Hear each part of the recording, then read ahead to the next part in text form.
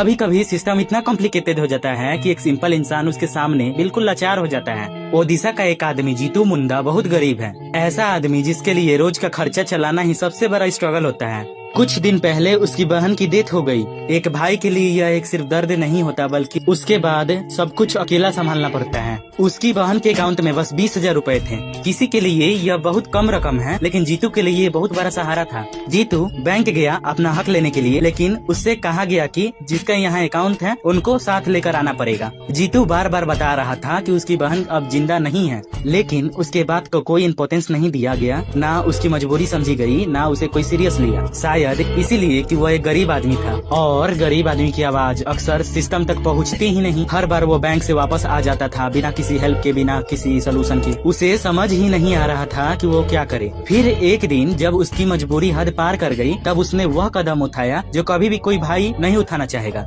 जीतू ने अपनी बहन की कब्र खोदी और उसका कंकाल निकाल कर बैंक लेकर चला गया, सिर्फ इसीलिए कि वो साबित कर सके कि उसकी बहन सच में मर चुकी है। सोचो, बस 20,000 रुपए के लिए भाई को इतना बड़ा कदम उठाना पड़ा। अब सवाल है, क्या सिस्टम इतना निर्दयी हो गई है कि एक गरीब इंसान की मजबूरी और उसकी इज्जत की कोई वैल्यू ही नहीं रह